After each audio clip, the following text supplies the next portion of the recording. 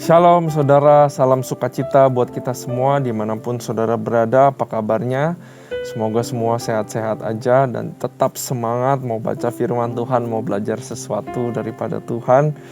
Nah sebelum itu saya ajak kita semua untuk praise and worship Tuhan, untuk mempersiapkan hati kita terima sesuatu benih yang terbaik yang bisa ditaburkan ke dalam kehidupan kita. Mari kita bersyukur, mari kita katakan yang baik. Mari kita sembah Tuhan kita, saudara. Radapasi kita bayar, radapasi. Kami sembah Kau Tuhan.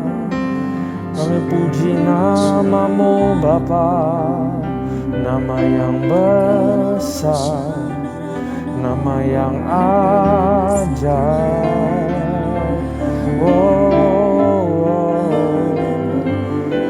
Nama yarala yaradapasi,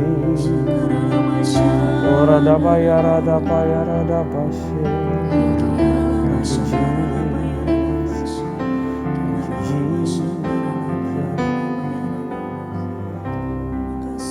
Amin.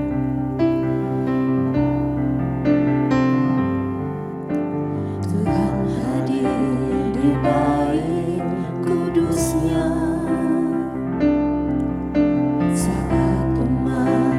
Cari wajahnya, berseru, berdoa, bersujud menyembah, dan menikmati kehadirannya. Tuhan mau dekat dengan umatnya.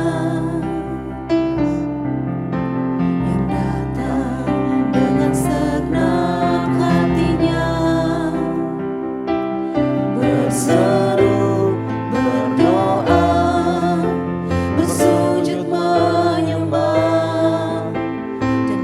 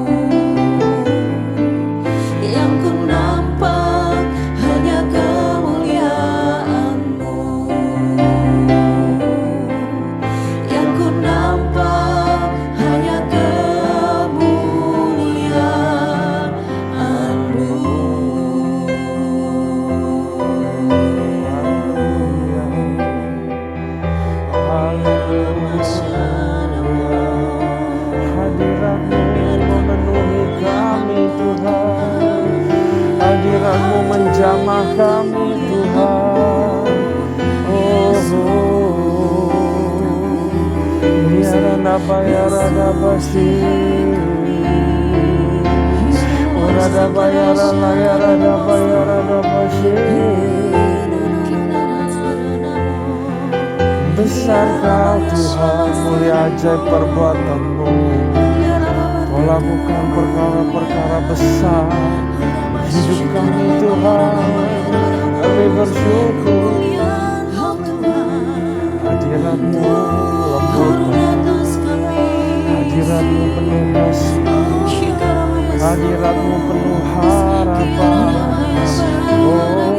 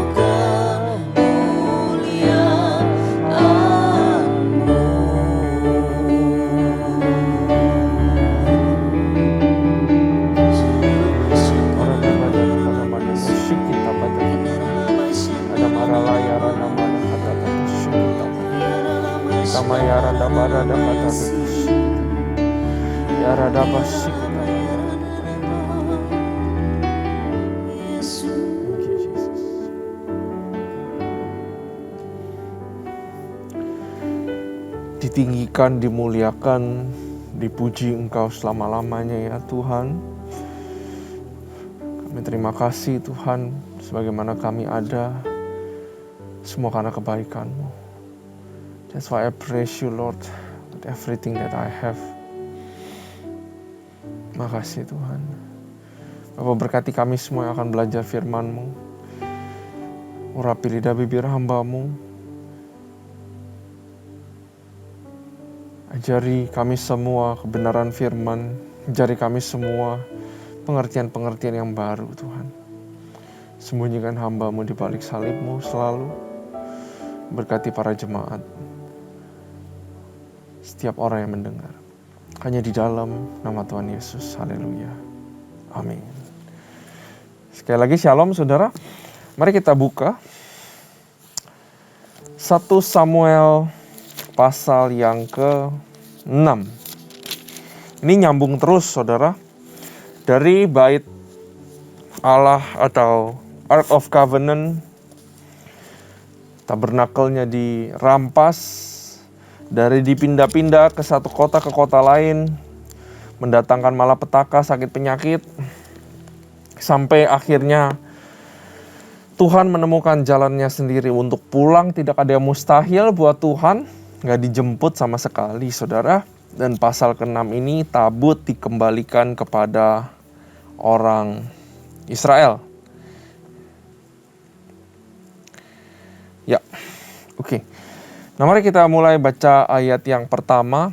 Kita akan coba langsung habiskan ke ayat 21. Lalu kita akan belajar sesuatu yang sangat luar biasa saudara.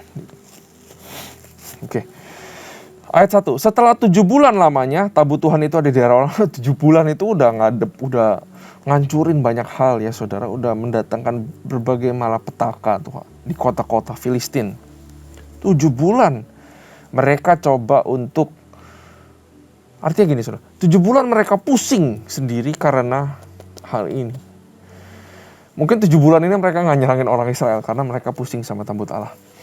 Maka orang Filistin itu memanggil para imam dan para petenung. Ini mereka punya witches saudara. Lalu berkata kepada mereka, apakah yang harus kami lakukan dengan tabut Tuhan itu? Beritahukanlah kepada kami bagaimana kami harus mengantarkannya kembali ke tempatnya. Lalu kata mereka, apabila kamu mengantarkan tabut Allah Israel itu, jangan kamu mengantarkannya dengan tangan hampa, katanya. Bisa jadi Tuhan memang kasih ilham, impresi atau berbicara memakai orang-orang yang tidak berkenan ini, atau mereka memang punya knowledge. Ya, kita lihat dari pasal sebelumnya juga bilang bahwa bangsa Filistin semua tahu kehebatan Tuhan, sejarah dari pembebasan Israel. Bagaimana Allah Israel itu bekerja, bertindak, patternnya mereka pelajari.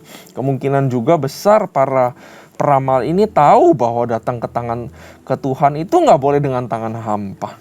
Ya, dari sini kita belajar sesuatu lagi. Benar saudara, banyak orang Kristen datang dengan tangan hampa. Maunya diisi terus sama Tuhan. Betul?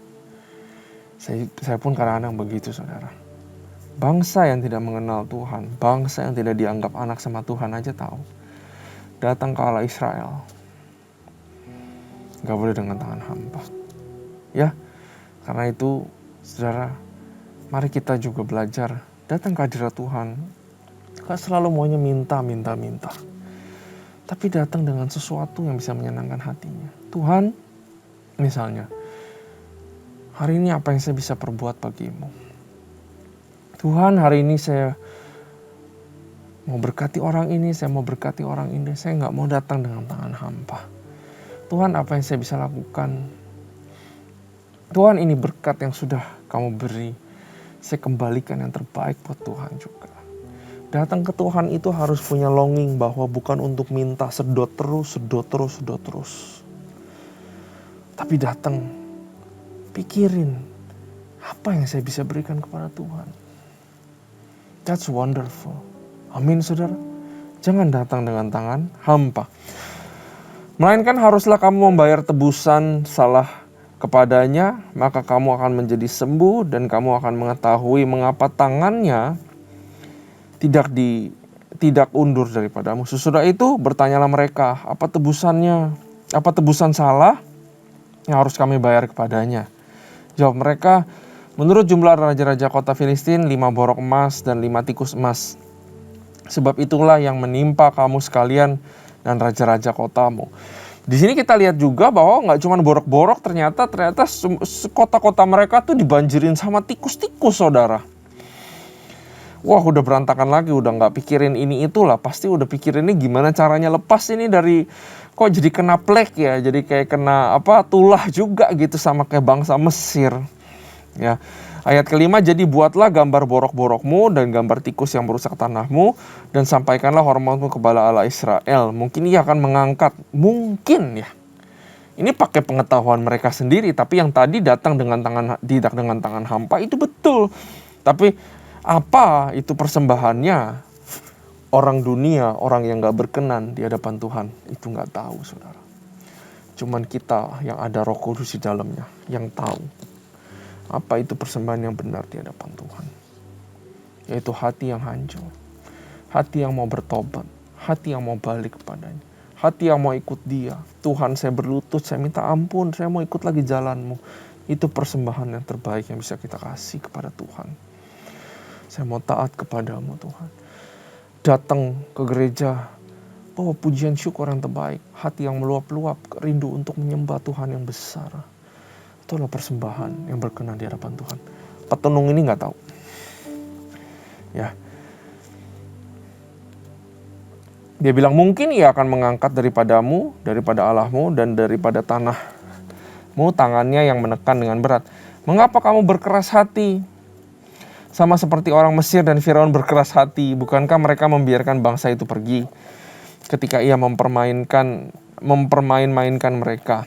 Oleh sebab itu ambillah dan siapkanlah sebuah kereta baru dengan 2 ekor lembu yang menyusui, yang belum pernah kenakuk. Pasanglah kedua lembu itu pada kereta, tetapi bawalah anak-anaknya kembali ke rumah supaya jangan mengikutinya lagi. Cara bawa Ark of Covenant juga nggak benar, saudara, di sini ya, wajar. Ayat 8, kemudian ambillah tabut Tuhan, muatkanlah itu ke atas kereta dan letakkanlah benda-benda emas yang harus kamu bayar kepadanya sebagai tebusan salah ke dalam suatu peti. Di sisinya. Dan biarkanlah tabut itu pergi.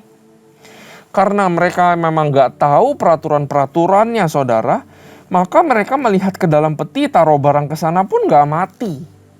Ya. Tetapi kepada yang tahu, itu pasti akan dituntut lebih banyak. Betul, ada firman seperti itu. Semakin kamu tahu lebih banyak, kamu akan semakin dituntut daripadanya. Perhatikanlah apabila tabut itu mengambil jalan ke daerah Bet-Semes, maka dialah yang akan mendatangkan malapetaka yang hebat ini kepada kita. Dan jika tidak, maka kita mengetahui bahwa bukanlah tangannya yang menimpa kita, kebetulan saja hal itu terjadi kepada kita. Saya rasa petenung ini cukup bijak, saudara, karena kalau sapi atau lembu ini dilepas begitu aja, mereka pasti akan kembali mencari kerumunannya, atau enggak mencari anaknya, atau kembali ke ladang. Pasti begitu, saudara.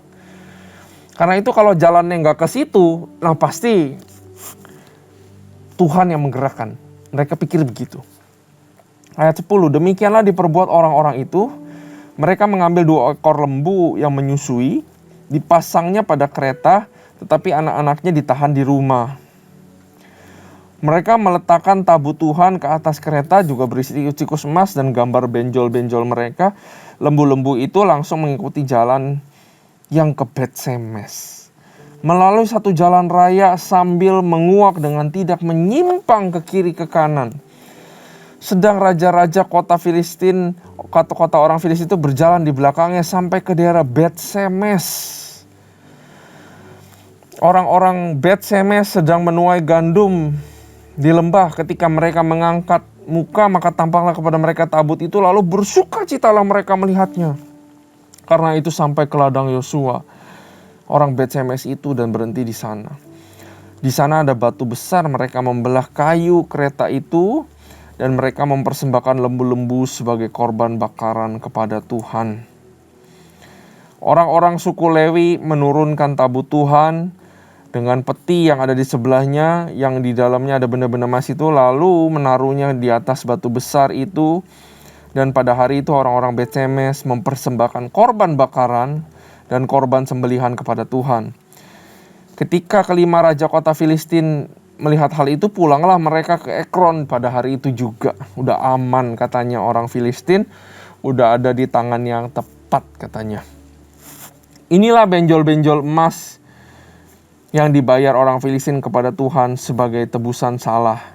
Dari Asdod 1, Gaza 1, Askelon 1, Gad 1, Ekron 1. Ada 5 ya saudara, 5 kota. Lagi tikus-tikus emas menurut jumlah segala orang Filistin kepunyaan kelima raja kota itu, baik kota-kota yang berkubu maupun berdusun-dusun. Sekitarnya ada batu besar di atasnya, diletakkannya mereka tabut Tuhan. Di ladang Yosua orang Bet-Semes itu adalah saksi sampai hari ini. Saudara, saya nggak mengerti kasih Tuhan di sini. Orang Israel itu nggak ngejar hadirat Tuhan, dia cuma mau Ark of Covenant-nya. Mereka cuma mau tabut sucinya supaya menang perang dengan ambisi mereka, dengan pride mereka. Ada tabut pasti menang. Nggak memperdulikan hadirat Tuhan. Sampai akhirnya dirampas. Hadirat Tuhan penuh dengan kasih, yaitu tabut suci itu sendiri. Mencari jalan pulang sendiri, ngacau-ngacauin Filistin sendiri, pulang ke tanah Israel, ke Bet-Semes, bawa emas buat orang Israel. Apalagi yang bisa menggambarkan kasih Tuhan lebih besar daripada ini, saudara? Tuh, dia yang cari jalan ke hati kehidupan kita. Dan dia datang ke kehidupan kita, dia nggak tangan hampa. Dia bawa sesuatu untuk memberkati kita. That's God. Dan bagaimana dengan kita, saudara? Ayat 19. Dan ia membunuh beberapa orang Bet-Semes. Karena mereka melihat ke dalam tabut Tuhan. Ia membunuh 70 orang dari rakyat itu. Rakyat itu berkabung karena Tuhan telah menghajar mereka dengan dahsyatnya. Nah saudara, kalau saudara di sini bingung, saudara baca terjemahan lain, ada terjemahan-terjemahan lain yang bilang bahwa bukan 70 yang ditewaskan, melainkan ada 50.070. Karena tertulis juga dengan dahsyatnya. Kalau buat saya sih 70 orang mati mendadak dahsyat ya saudara. Tapi terjemahan lain ada yang bilang 50.070. Ya, sampai sekarang tidak tahu yang benar yang mana. Tapi yang kita tangkap adalah mereka menyalahi aturan Tuhan. Karena mereka melihat ke dalam tabut Tuhan. Yang boleh cuman priest. Ya. Yang ditabiskan untuk melakukan pekerjaan Tuhan di dalam temple of God.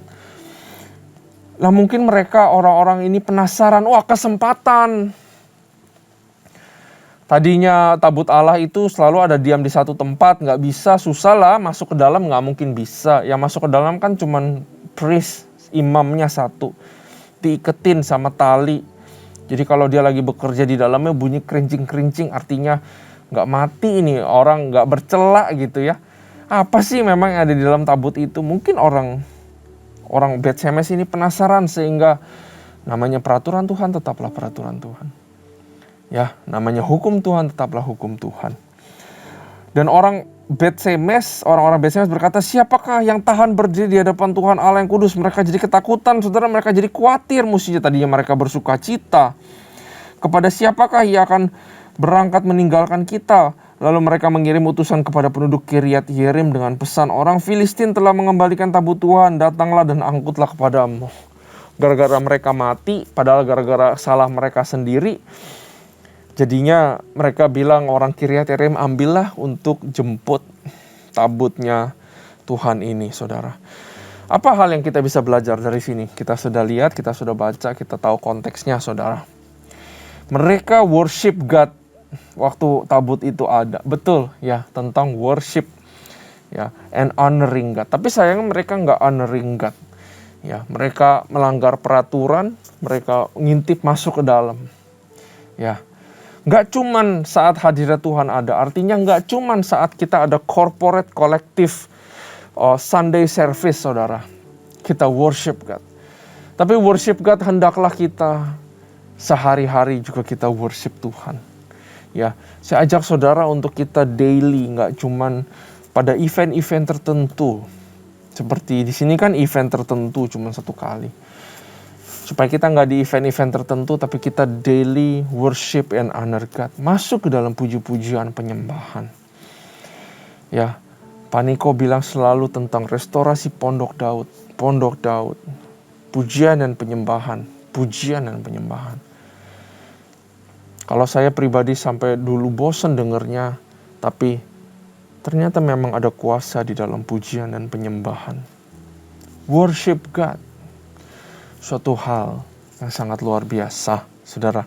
Take your time each day. Worship God and honor God in your life. Baca firman Tuhan. Masuk pujian dan penyembahan senantiasa. Ikuti perintah Tuhan. Orang Bet-Semes tidak ikuti perintah Tuhan. Dia main lihat aja ke dalam tabut suci. Bagaimana dengan kita, saudara? Mereka langsung mati. Kita nggak langsung mati, saudara. Tapi penghakiman itu ada nanti. Kita harus ingat. Karena itu, saya mau ajak kita semua untuk terus pegang dan berdiri di atas ketaatan kita atas firman Tuhan, saudara. Ya, jadi tadi tentang worshiping God, tentang honoring God, juga tentang obeying God ya, tentang obedience kepada Tuhan. Ketaatan akan mendatangkan urapan. Saat tidak taat, urapan pergi. Kalau saudara ingat tentang Saul, saat kita hidup dengan urapan Tuhan, maka kita berjalan di atas kuasanya Tuhan. Amin. Dan kita juga belajar untuk mempercayai direction-nya daripada Tuhan. Ya, kita melihat bagaimana Tuhan mendirect seekor sapi aja bisa seperti itu. Kalau Tuhan yang direct, maka segala sesuatu akan menjadi baik, saudara. Di dalam setiap keputusan saya berdoa bahwa kita mencari direction daripada Tuhan. Jangan berjalan sendiri sebelum Tuhan bilang, saudara. Berdoa kepadanya. Secara spesifik minta damai sejahtera daripada Tuhan. Untuk kita memutuskan jalan-jalan kehidupan kita. Dan yang terakhir, saudara, kalau saya rangkum semua ini, this is about respecting God. Mana Tuhan menemukan kita karena kasih-Nya, Dia mencari jalan pulang. Bangsa Israel memuji, honoring God, tapi mereka melanggar peraturan Tuhan. Mereka tidak respect peraturan yang sudah diberikan Tuhan. Di sini juga mengajarkan kita tentang respect hadirat Tuhan. Saudara, ada respect yang harus kita pertahankan atau kita usahakan dalam kehidupan. Yang pertama, respect hadirat Tuhan. Yang kedua, kita harus respect pribadinya Tuhan. Kita harus respect perkataannya Tuhan. Firman yang kita harus respect. Kita harus respect hamba Tuhan. Kita harus respect rumah Tuhan, saudara. Kita harus respect pekerjaan Tuhan. Kita harus respect persembahan yang kita kasih kepada Tuhan. Ya, 7 respect ini saya berdoa terus ada di kehidupan kita dan kita pertahankan. Amin. Terima kasih Tuhan buat firman-Mu. Bahwa Kau temukan jalan-Mu sendiri karena kasih-Mu begitu besar kepada kami. Mengajarkan banyak hal bahwa jangan sampai kami menyia-nyiakan atau menganggap sepele murah hadirat dan kasih-Mu ya Tuhan. Ajari kami respect berbagai macam hal. Rumah Tuhan, hamba Tuhan, pekerjaan Tuhan, persembahan kepadamu, hadirat-Mu, pribadi-Mu, perkataan-Mu Tuhan. Lewat cerita ini, biar kami behave sebagai anak-anak-Mu. Bahwa Kau betul mencintai kami. Tapi biarlah kami juga menjadi anak-anak yang respect akan Engkau ya Tuhan. Terima kasih Bapa. Hanya di dalam nama Tuhan Yesus. Haleluya. Amin. Tuhan Yesus memberkati.